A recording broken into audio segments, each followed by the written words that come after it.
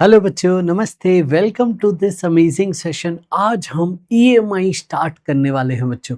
जी हाँ, electromagnetic induction बहुत ही खूबसूरत चैप्टर है और कैसे ये इलेक्ट्रिक फील्ड मैग्नेटिक फील्ड को नेचर में रिलेट करता है वो हम सीखने जा रहे हैं।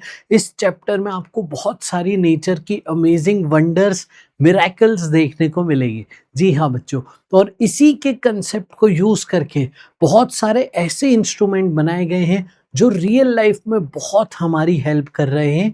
जो टेक्नोलॉजिकल डेवलपमेंट हुआ है ना हमारे समाज का, उसमें ये चैप्टर बहुत इम्पोर्टेंट है। आज हम किस चीज़ से स्टार्ट करेंगे बेटा? आज हम फ्लक्स से स्टार्ट करेंगे। मैग्नेटिक फ्लक्स हम कैलकुलेट करना सीखेंगे। अलग अलग कंडीशंस पे हम बात कर रहे होंगे। उसके बाद Faraday's laws and Lenz law पे बात कर रहे होंगे। तो आइए बच्चों, पूरे जोश के साथ स्टार्ट करते हैं सेशन को। अगर आप अभी तक टेलीग्राम ग्रुप पे नहीं जुड़े हैं तो लिंक है डिस्क्रिप्शन में, अभी जाके टेलीग्राम ग्रुप पे ज्वाइन कीजिए, जहां पे आपको इस सेशन के नोट्स और आगे की सारे एकेडमिक सेशन की इंफॉर्मेशन मिलती जाएगी। और बेटा साथ ही साथ मार्क्स ऐप पे जाके प्रैक्टिस करना, इस लेक्चर को पूरा देख के मार्क्स ऐप पे प्रैक्टिस करना, आपका चैप्टर मजबूत हो जाएगा। आइए लेट्स बिगिन। सबसे पहले बच्चों हम थ्योरी और कंसेप्ट्स को समझते हैं। सबसे पहले मैग्नेटिक फ्लक्स क्या रिप्रेजेंट कर रहा है?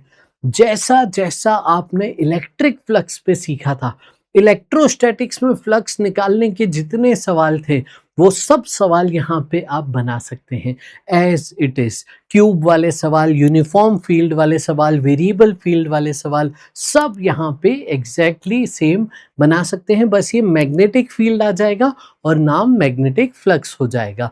जैसे वहाँ गॉस लॉ होता था, यहाँ गॉस लॉ कैसे होगा वो भी हम आज सीखेंगे। आ जाओ इसको शुरू करते हैं। Magnetic flux is a measure of total magnetic field lines. जी हाँ बच्चों, मैग्नेटिक फ्लक्स क्या रिप्रेजेंट करता है? मैग्नेटिक फील्ड लाइंस कितनी पास कर रही है एक सरफेस एरिया से perpendicularly. It represents the number of field lines piercing a loop.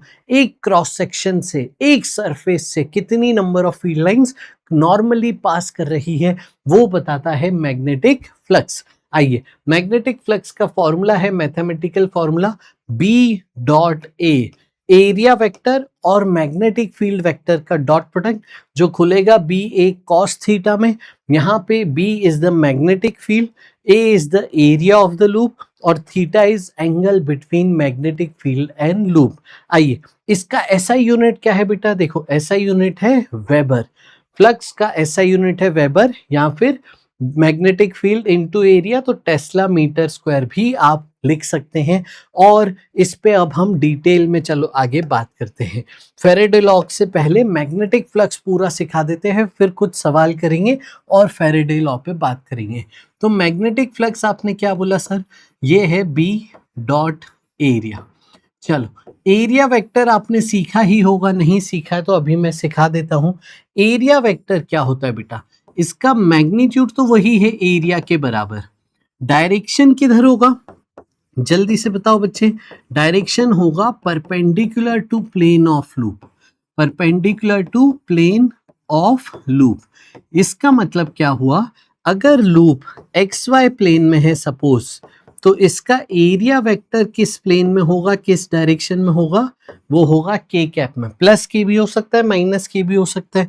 अगर वाई जेड प्लेन में है तो आई कैप में हो गया। इसी तरीके से अगर एक्स जेड प्लेन में है तो आपका एरिया वेक्टर बेटा आ जाएगा जे कैप में। आई बात समझ में? ये हम एरिया वेक्टर को डिफाइन करते हैं। एरिया वेक्टर हो गया लूप से परपेंडिकुलर। आइए, अब इनका डॉट प्रोडक्ट, इसके डॉट प्रोडक्ट को हम ए डॉट बी क्या होता है? Mod A mod B cos theta. तो इसके डॉट प्रोडक्ट को हम ऐसे भी लिख सकते हैं, मॉड बी मॉड ए कॉस थीटा डॉट प्रोडक्ट की प्रॉपर्टी का यूज करके। एम आई राइट बच्चा? तो ये हो गया स्केलर क्वांटिटी। सबसे पहले तो डॉट प्रोडक्ट को स्केलर प्रोडक्ट भी बोलते हैं क्योंकि इसका जो आंसर आएगा स्केलर आएगा। तो मैग्नेटिक फ्लक्स एक स्केलर क्वांटिटी है। अब यहाँ पे इसको देखिए, ये पॉजिटिव आएगा कि नेगेटिव, ये डिपेंड करेगा थीटा पे। तो थीटा बेटा एक्यूट है अगर, तो आप बोलोगे पॉजिटिव वैल्यू है। थीटा अगर ऑब्ट्यूज है तो आप बोलोगे नेगेटिव वैल्यू है। थीटा अगर 90 डिग्री है तो आप बोलोगे 0। अब फ्लक्स नेगेटिव का क्या मतलब होता है वो हम सीखेंगे। जैसे हमने इलेक्ट्रोस्टैटिक्स में सीखा था कि हमारे पास एक क्लोज्ड ऑब्जेक्ट है, फील्ड लाइंस एंटर हो रही हैं, तब हम मैग्नेटिक फ्लक्स को नेगेटिव बोलेंगे, अदरवाइज हम मॉड में ही, पॉजिटिव में ही बात करते हैं। अब आइए इसके सवालों के थ्रू हम समझाएं कि थीटा अलग अलग क्या हो सकते हैं। सोचो लूप ऐसे रखा है फ्लैट, तो इसका एरिया वेक्टर इस तरफ होगा, समझ गए पक्का। अब सोचो लूप को थोड़ा सा टिल्ट कर दिया तो एरिया वेक्टर भी टिल्ट हो गया इस तरीके से। अब सोचो लूप को इनिशियल पोजीशन से 90 डिग्री टिल्ट कर दिया तो एरिया वेक्टर भी इस तरीके से हो गया। अब अगर मैं मैग्नेटिक फील्ड दे दूं, सपोज यहां पे मैं मैग्नेटिक फील्ड वर्टिकल दे देता हूं सारे केसेस में, तो अब जल्दी से बताइए यहाँ पे मैग्नेटिक फ्लक्स कितना होगा हर केस में।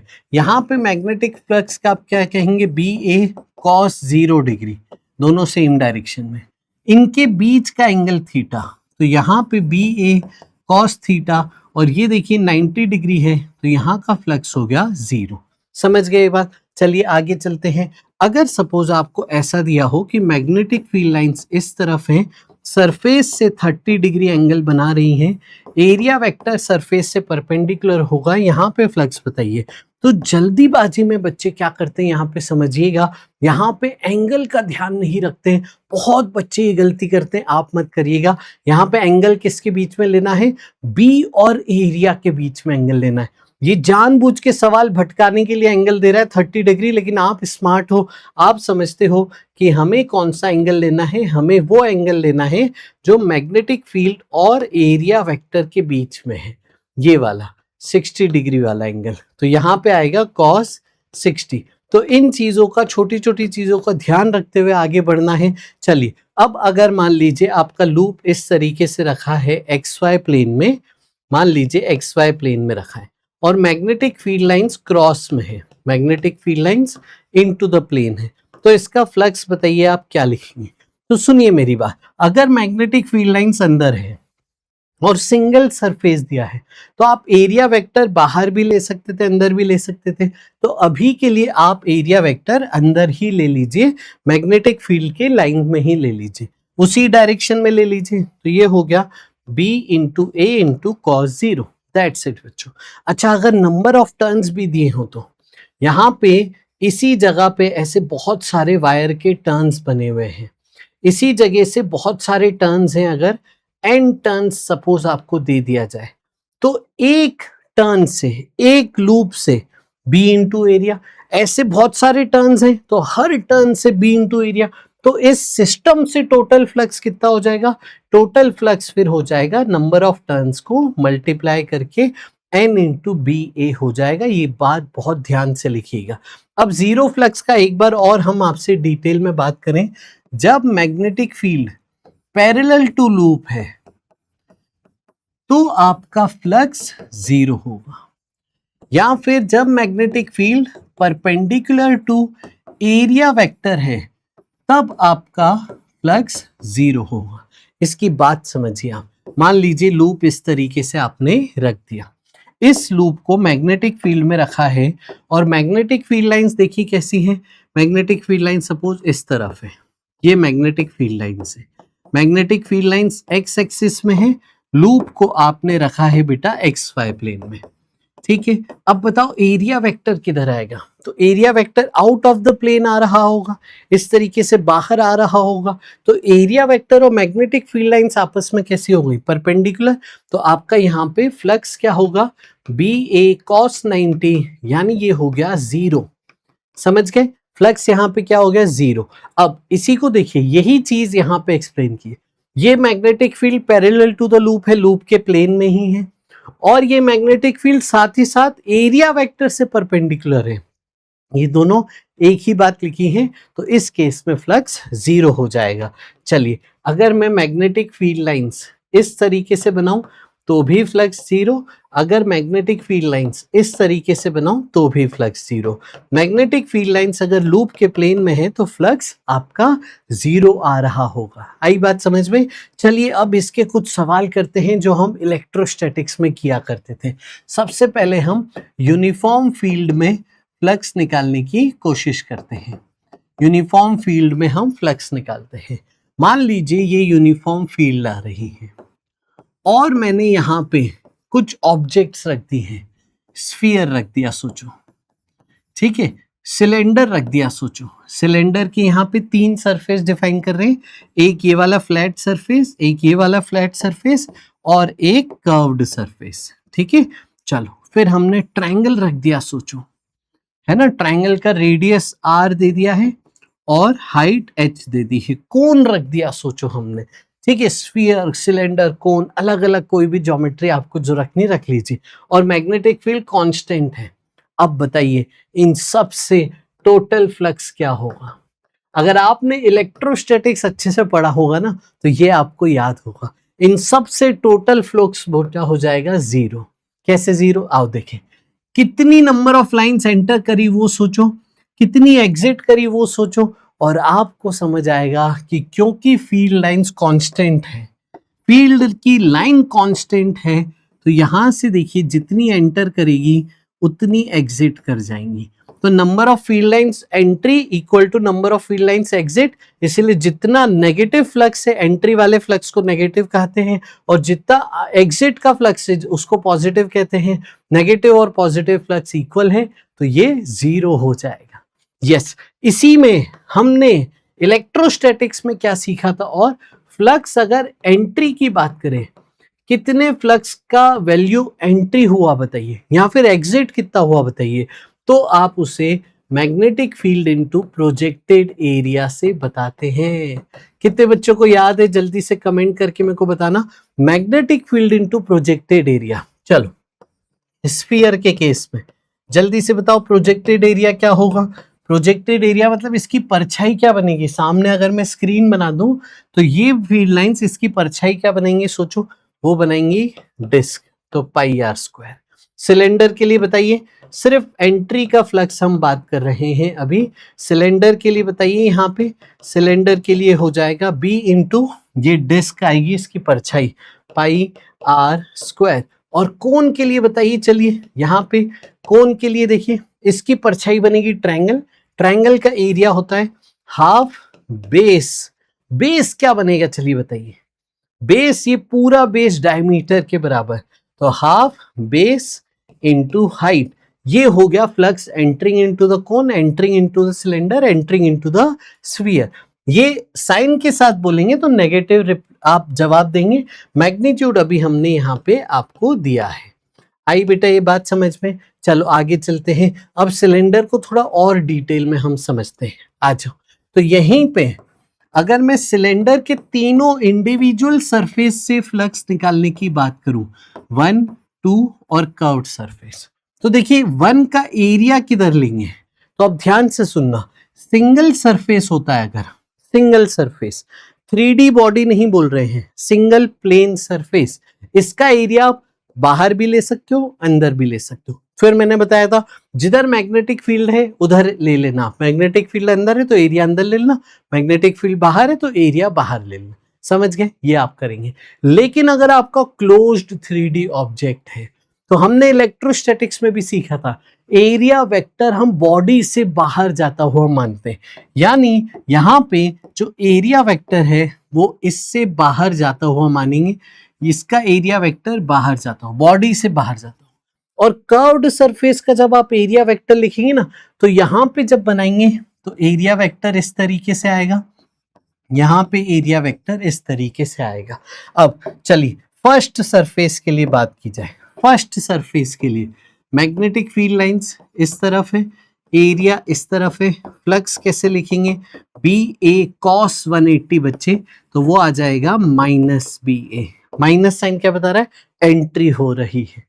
कर्व्ड सरफेस का बताइए। कर्व्ड सरफेस पे मैग्नेटिक फील्ड ऐसी है और एरिया वेक्टर ऐसा है। यस, कर्व्ड सरफेस पे तो कर्व्ड सरफेस पे जब आप देखेंगे तो एरिया और फील्ड परपेंडिकुलर है, magnetic field along the surface जा रही है, कर्व्ड सरफेस पे magnetic field along the surface है या फिर एरिया से परपेंडिकुलर है। तो अभी हमने लिखा था कि magnetic field parallel to loop हो या फिर magnetic field along the loop हो, अलोंग द लूप जा रही हो, मैग्नेटिक फील्ड लाइंस है ना, इस तरीके से लूप के अलोंग जा रही है, लूप के ऊपर ही ट्रेवल करते हुए जा रही है, तो मैग्नेटिक फ्लक्स यहाँ पे कर्व्ड सरफेस का 0 हो जाएगा। और सेकेंड फेज के लिए अगर आप देखोगे तो एरिया इस तरफ और मैग्नेटिक फील्ड भी इस तरफ, तो यहाँ पे हो गया प्लस BA और टोटल जोड़ो देखो 0, जितना फ्लक्स एंट्री उतना फ्लक्स एग्जिट, नेट 0 हो गया। आया बेटा बात समझ में? तो सेम जैसे इलेक्ट्रोस्टैटिक्स में आपने सीखा था ना, सेम वैसे सवाल है। चलो इलेक्ट्रोस्टैटिक्स में सर क्यूब वाले सवाल बड़ा आते थे, तो क्यूब वाले सवाल आ जाओ हम डिस्कस करते हैं। ये रहा क्यूब, क्यूब बना लेते हैं एक जल्दी से फटाफट से, और क्यूब वाले सवाल पे अब एक बार अच्छे से आपको रिवाइज करा देते हैं। मान लीजिए ये हमारी x एक्सिस है, ये हमारी y एक्सिस है मान लीजिए, और ये हमारी z एक्सिस है मान लीजिए। समझ गए?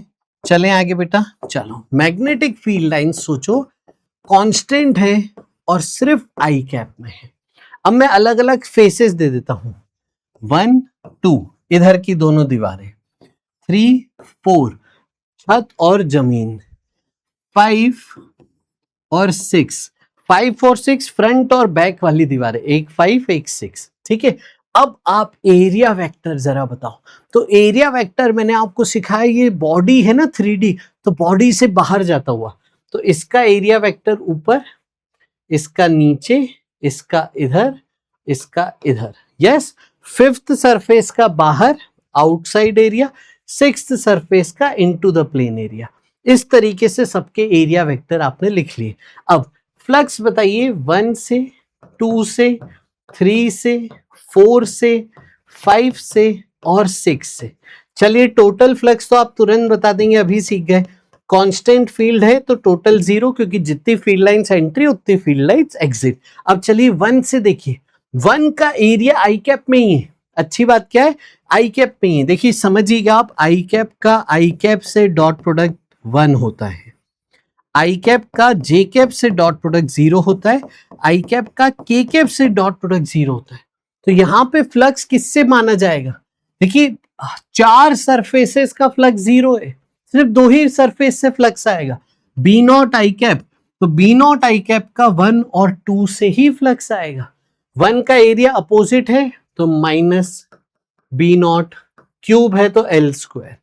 2 का एरिया देखिए सेम डायरेक्शन में है बी के, तो plus B naught area length का स्क्वायर, सरफेस का एरिया, ये सरफेस का एरिया होगा एल स्क्वायर, तो वो हमने लिख दिया। अब 3 का एरिया देखिए नीचे मैग्नेटिक फील्ड से परपेंडिकुलर, 4 का एरिया देखिए मैग्नेटिक फील्ड से परपेंडिकुलर, 5 का एरिया मैग्नेटिक फील्ड से परपेंडिकुलर, 6 का एरिया मैग्नेटिक फील्ड से परपेंडिकुलर।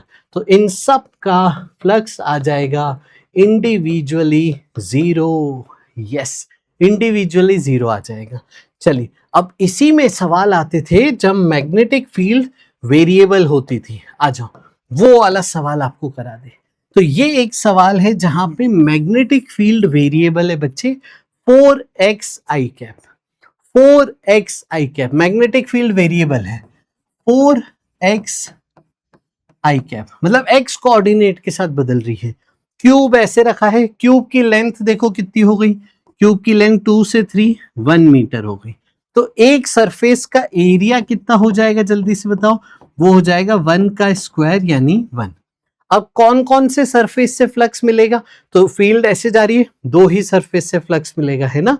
अच्छी बात क्या थी आपके लिए इस सवाल में कि इस पूरे सरफेस का जो मैं हाईलाइट कर रहा हूं एक्स कोऑर्डिनेट सेम होगा और इस पूरे सरफेस का एक्स कोऑर्डिनेट सेम होगा। यानी ये फंक्शन आ जाए तो बड़ा आसान हो जाता है, क्योंकि यहां पे मैग्नेटिक फील्ड क्या हो जाएगी, x2 रखिए, 4 2 जा 8 आई कैप, और यहां पे मैग्नेटिक फील्ड क्या हो जाएगी, x3 रखिए, 4 3 जा 12 आई कैप। इसका एरिया इधर, इसका एरिया इधर। तो अब बताइए पहले सरफेस का फ्लक्स क्या होगा?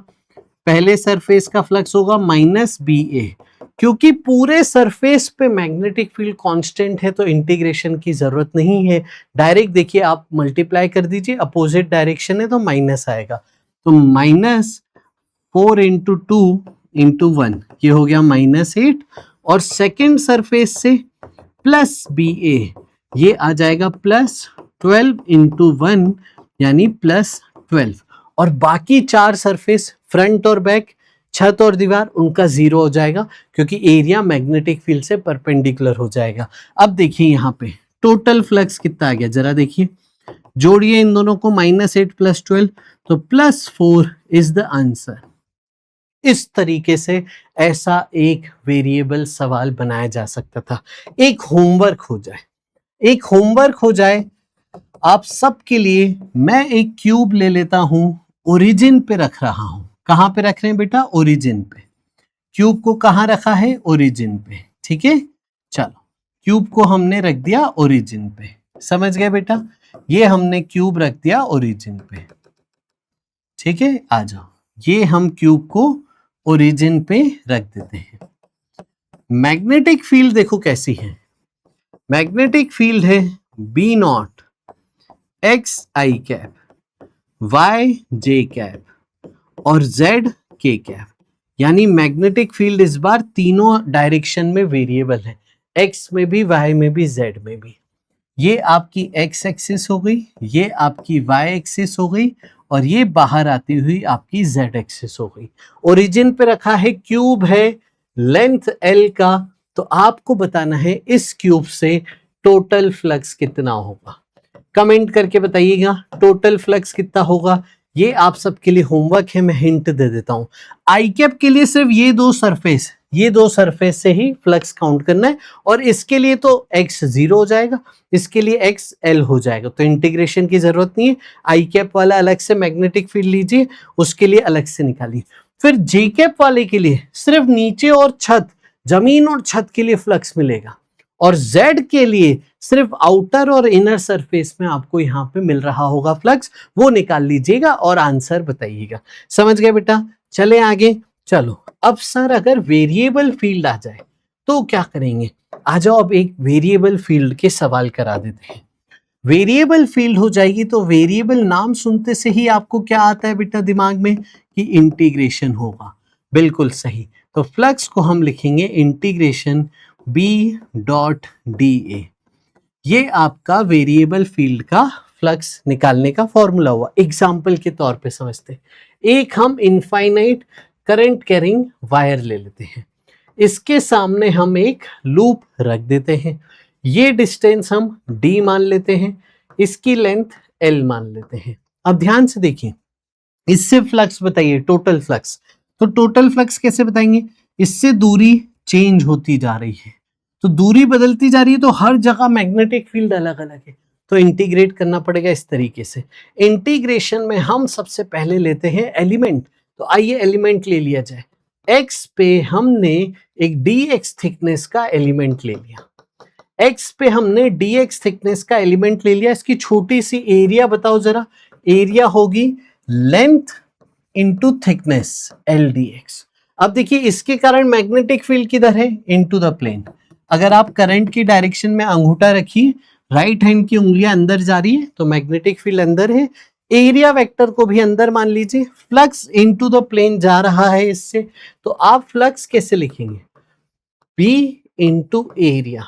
अब मैग्नेटिक फील्ड वायर का क्या होता है? इनफाइनाइट वायर की मैग्नेटिक फील्ड का फॉर्मूला है μ0I/2πx। सेम फॉर्मूला यहां रखिए, μ0IL/2π कांस्टेंट है इंटीग्रेशन से बाहर, dx/x का इंटीग्रेशन, x की लिमिट, पहला पॉइंट d डिस्टेंस पे, लास्ट पॉइंट वायर से d प्लस l डिस्टेंस पे, तो इसलिए d से d प्लस l, और देखिए ये μ0IL/2π ln x बन जाएगा, dx/x का इंटीग्रेशन ln x। फिर लिमिट्स लगाएंगे, ln higher limit minus ln lower limit, और ln a minus ln b क्या होता है, ln a बाई बी। तो ये बन जाएगा ln में d plus l upon d बेटा, ये आपको मिल गया टोटल फ्लक्स। समझ गए, इससे पास होता हुआ। ये हो गया वेरिएबल फील्ड में, इस तरीके से आप डिस्कस कर रहे होंगे। आइए और आगे बढ़ते हैं। चलिए गॉस लॉ बताइए sir, Gauss law in magnetism कैसा होता होगा। आओ गॉस लॉ इन मैग्नेटिज्म बताते हैं। सबसे पहले एक सवाल मैं आपसे पूछूंगा, इलेक्ट्रोस्टैटिक्स का सवाल। इलेक्ट्रोस्टैटिक्स में एक डायपोल रख देता हूं मैं, और मैं आपसे पूछता हूं इससे टोटल फ्लक्स बताइए। टोटल फ्लक्स आप क्या लिखेंगे, enclosed charge upon epsilon not, ये इलेक्ट्रोस्टैटिक्स में था। एनक्लोज्ड चार्ज बताइए इसमें कितना आ गया, 0, तो टोटल फ्लक्स इससे क्या हो गया, 0। समझ गए। चलो अब मैं अगर एक मैग्नेट मान लूं, नॉर्थ पोल साउथ पोल, अब जरा बताओ मैग्नेट से ऐसे कट होता हुआ एक 3D सरफेस मानो, ठीक है, 3D क्लोज सरफेस, तो क्या मैं बोलूं इसके अंदर सिर्फ नॉर्थ पोल आ रहा है, ये बोलना गलत हो जाएगा, क्योंकि अगर आपने यहां से कट मारा तो इधर साउथ जनरेट हो जाएगा, इधर नॉर्थ, ये अलग एक मैग्नेट बन गया, ये अलग एक मैग्नेट बन गया, तो ये प्लस पोल स्ट्रेंथ मानेंगे, इसकी माइनस पोल स्ट्रेंथ मानेंगे, तो हमेशा डायपोल आएगा।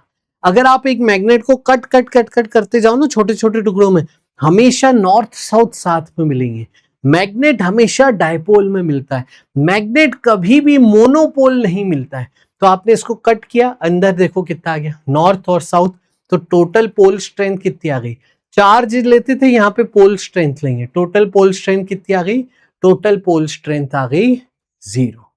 प्लस और माइनस दोनों बराबर, तो टोटल फ्लक्स कितना आ गया, 0। किससे, 3D क्लोज्ड सरफेस से टोटल फ्लक्स हमेशा 0 होगा।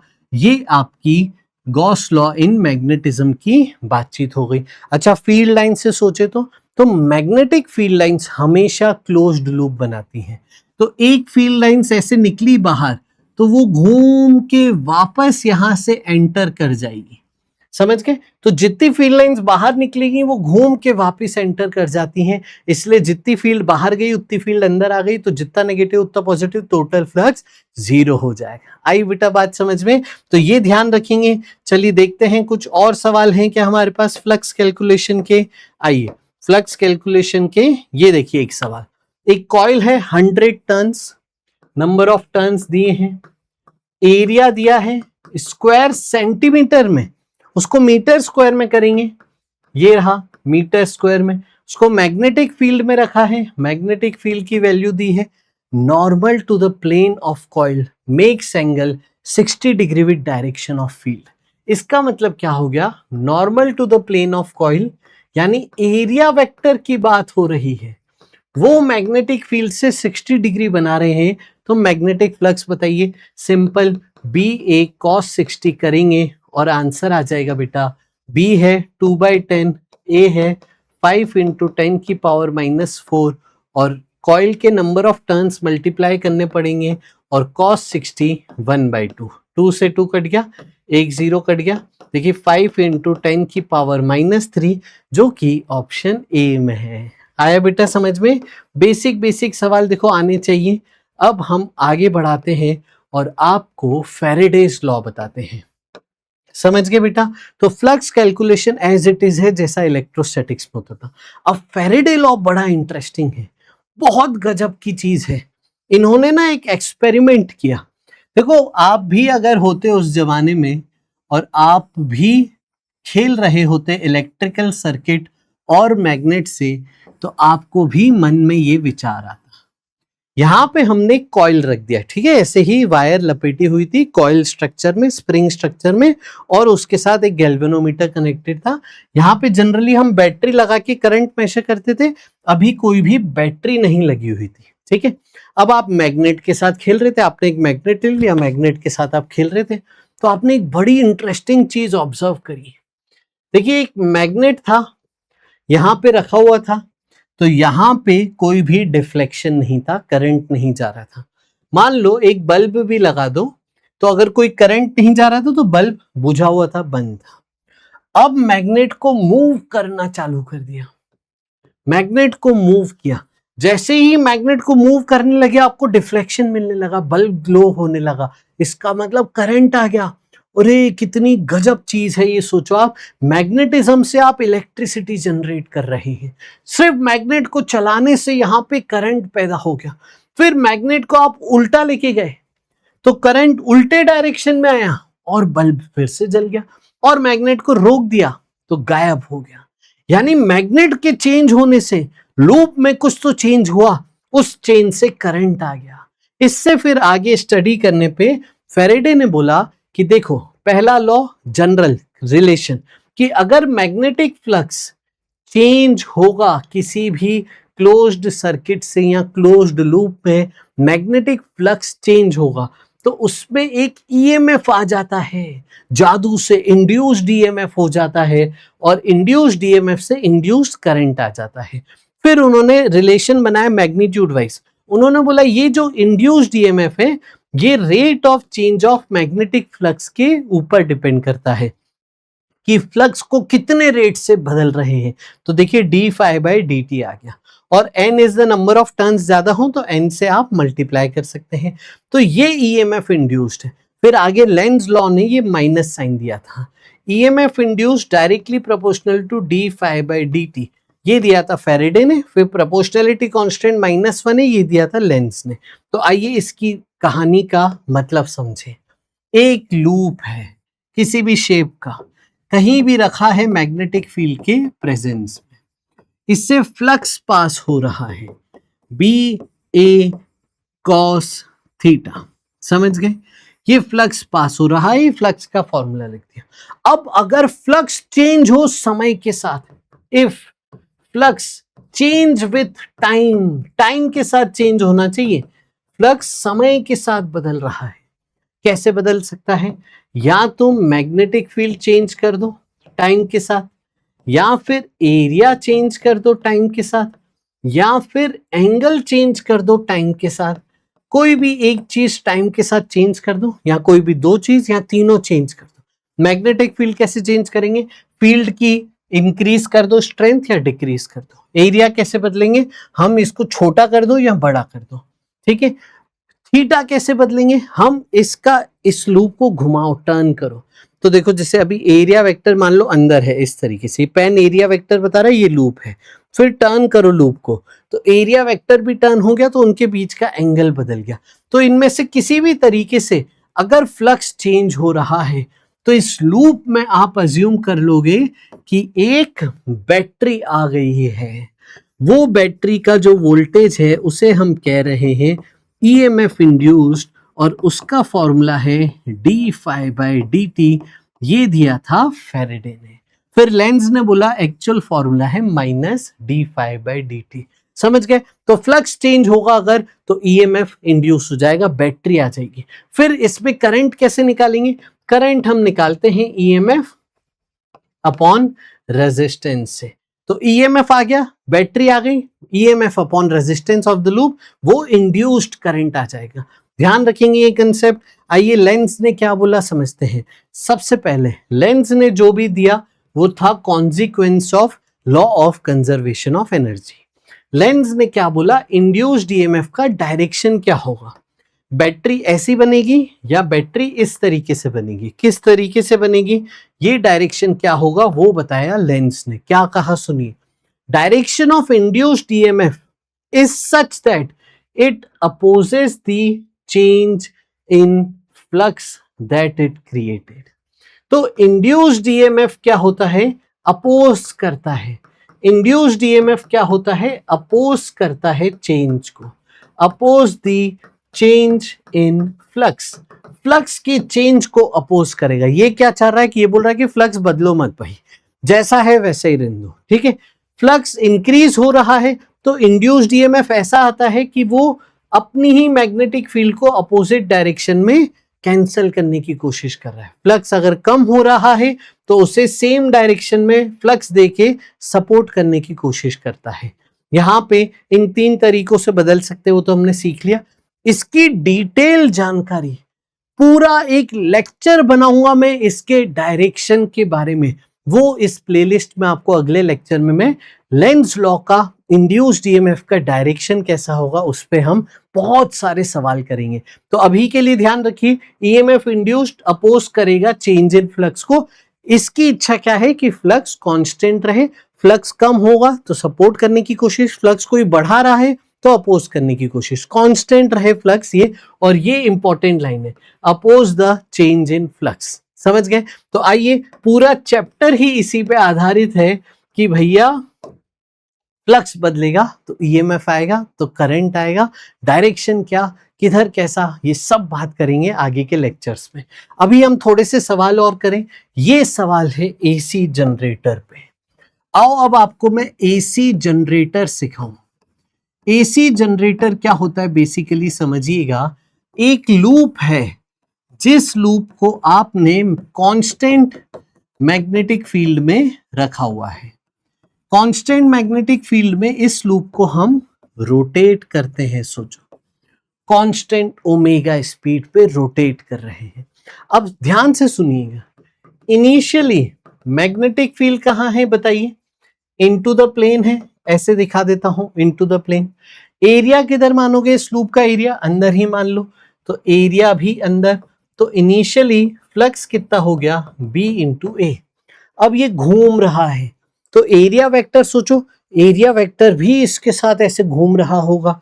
तो थोड़ी देर बाद, after some time t, area vector किधर हो गया? मैग्नेटिक फील्ड तो अभी भी अंदर है, एरिया वेक्टर थोड़ा सा घूम गया एंगल थीटा।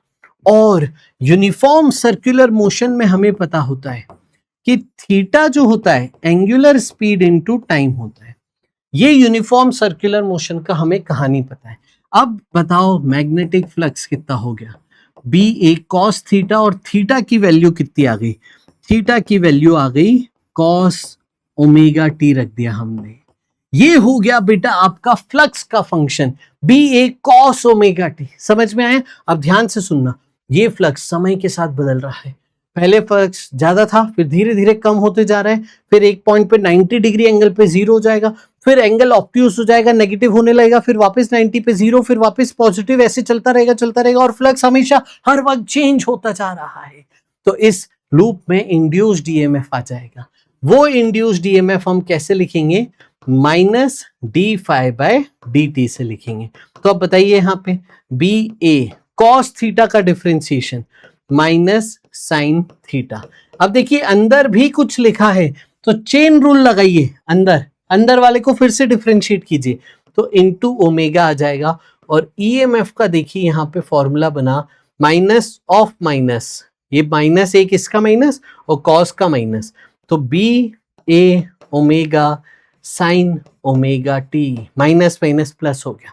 मैग्नीट्यूड वाइज हम देख लेंगे, तो आपका फ्लक्स है, अगर n टर्न्स हैं तो ये आपका टोटल फ्लक्स है एसी जनरेटर में, याद रखना है हमेशा। और ये आपका ईएमएफ आ जाएगा, एक ओमेगा डिफरेंशिएशन करते टाइम, चेन रूल लगाते टाइम आ जाएगा। ये हो गया एसी जनरेटर का टाइम के साथ फ्लक्स, ये हो गया एसी जनरेटर का टाइम के साथ ईएमएफ। चलो मैक्सिमम फ्लक्स बताओ जल्दी से। मैक्सिमम फ्लक्स कब? जब एंगल 0 डिग्री है, तो एन बी ए। मैक्सिमम ईएमएफ बताओ चलो जल्दी से। मैक्सिमम ईएमएफ कब? जब एंगल यहाँ पे क्या है देखो 90 डिग्री। ठीक है, जब एंगल 90 डिग्री हो जाए तो ये हो जाएगा एन बी ए ओमेगा। देखो जब फ्लक्स मैक्सिमम ईएमएफ 0, जब ईएमएफ मैक्सिमम फ्लक्स 0, साइन और कॉस है ना इसीलिए। तो ये आप ध्यान रखिएगा। एसी जनरेटर बहुत इंपॉर्टेंट, डायरेक्ट रिजल्ट देखिए सवाल है।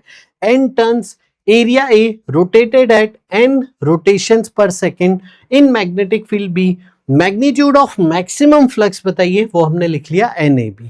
अब यहीं पे मैग्नीट्यूड ऑफ मैक्सिमम ईएमएफ पूछता तो ईएमएफ मैक्सिमम होता NAB ओमेगा। समझ गए? अब देखिए आपको क्या दिया है, ध्यान से सुनो। n रोटेशन पर सेकेंड, रोटेशन पर सेकेंड, नंबर ऑफ रोटेशन पर सेकेंड क्या होता है? फ्रीक्वेंसी। तो आपको फ्रीक्वेंसी दी थी बेटा n। ओमेगा क्या होता है? देखो 2 पाई बाय टाइम पीरियड, या फिर 2 पाई एफ, ये ओमेगा का फॉर्मूला होता है। तो ओमेगा हो गया यहाँ पे 2 पाई एन। तो अगर कोई आपसे ये पूछता तो जवाब होता NAB इंटू 2 पाई एन। आया बेटा समझ में? ध्यान रखेंगे छोटी छोटी बातें हमेशा बहुत अच्छे से। अगला सवाल देखिए, interesting. Radius of coil decrease steady at the rate dr/dt दिया है 10 की पावर -2 मीटर पर सेकेंड, नेगेटिव में माइनस क्योंकि डिक्रीज हो रहा है। रेडियस के चेंज होने का रेट दिया है, ये अंग्रेजी से मैथ्स बनाने आना चाहिए। फिर अ कांस्टेंट मैग्नेटिक फील्ड दी है x perpendicular to the plane of the coil, what will be the radius of the coil when induced EMF is this. आइए, एक कॉइल था, इसका रेडियस कम कर रहे हो, रेडियस कम कर रहे हो तो एरिया कम हो रहा है, फ्लक्स टाइम के साथ कम हो रहा है, तो ईएमएफ आ जाएगा। आई बात समझ में? फ्लक्स कैसे लिखोगे? B इंटू एरिया, एरिया कैसे लिखोगे? Pi r square. यस, चलो ईएमएफ बताओ, ईएमएफ कैसे लिखोगे? Minus of d phi by d t. यहां पे B और पाई कांस्टेंट है, आर स्क्वायर का डिफरेंशिएशन बताइए टाइम के रिस्पेक्ट में। काफी बच्चे यहां गलती करते हैं, सुनिए आप, आर स्क्वायर को जब डिफरेंशिएट करेंगे तो 2r आएगा, लेकिन ये विथ रिस्पेक्ट टू r है। अगर आप आर स्क्वायर का differentiation with respect to time करेंगे तो क्या आएगा जरा बताइए? तो आएगा 2r, एक dr/dt का भी फैक्टर आएगा, तो ये हो गया 2r dr/dt, और ये नेगेटिव साइन के साथ। समझ गए? अब देखो ईएमएफ दिया है, B दिया है, पाई दिया है, 2 दिया है, dr/dt दिया, r पूछा है। आइए कर लेते हैं, फटाफट से वैल्यू डालते हैं। dr/dt की जगह 10 की पावर -2, पाई 2, ईएमएफ की जगह 1 माइक्रो, तो 10 की पावर -6, और क्या रह गया हमारे पास? मैग्नेटिक फील्ड हमें 10 की पावर -3 दी है, 10 की पावर -3। दैट्स इट बच्चों, आंसर आ गया। देखिए ये 5 हो गया, एक चला गया, तो 10 की power -1 equal to 2 pi r. तो आर यहां से आ गया बेटा 1/10 और 2 पाई आ गया, यानी ये हो गया 0.5/10 पाई, ये मीटर्स में। समझ गए बेटा? और सेंटीमीटर में करेंगे तो इंटू 100 कर दीजिए, 5/पाई सेंटीमीटर आ जाएगा। समझ गए? तो ये आपका आंसर आ गया। रेडियस का पाई की वैल्यू 3.14 रख के इसे और डिटेल में निकाल सकते थे। आगे चल रहे, देखिए छोटा सा सवाल, फंक्शन देते हैं। टाइम के साथ कभी भी कोई भी चैप्टर में सवाल आए तो हमें ऐसे ही पता पड़ जाता है कि डिफरेंशिएशन इंटीग्रेशन करना है। देखिए फ्लक्स दिया है आपके पास 8t square plus 3t plus 5, time के साथ बदल रहा है। d5/dt की वैल्यू 16t प्लस 3, EMF का magnitude 16t plus 3। That's it. अब टाइम की वैल्यू कितनी रखनी है? 4 second.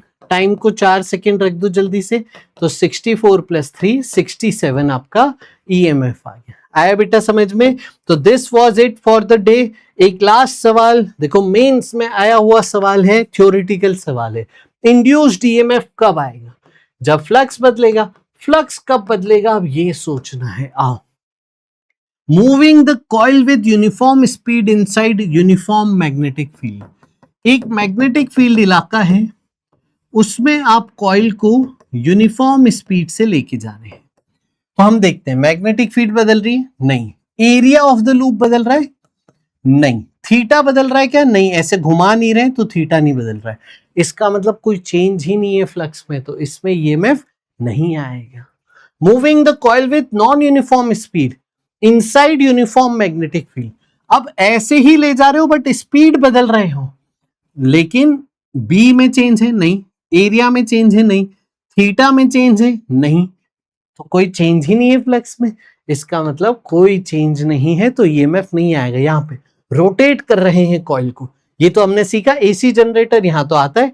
Changing the area of the coil, area change करेंगे तो फ्लक्स चेंज हो जाएगा, है ना। छोटा बड़ा करेंगे फ्लक्स चेंज हो जाएगा। तो इसमें आएगा तो C और D ओनली ऑप्शन 3 इसका सही जवाब था। तो this was it for the day. अच्छे से आपको सीखने को मिला होगा, कमेंट करके बताइएगा, दोस्तों के साथ शेयर कीजिएगा। आज के लिए इतना ही। This was end of the season. Like, share, comment and subscribe. मिलते हैं अगले सेशन में। Bye bye, take care. मैं हूं Ajit Lulla, BTech from IIT Bombay, आपका physics mentor. Bye bye, take care.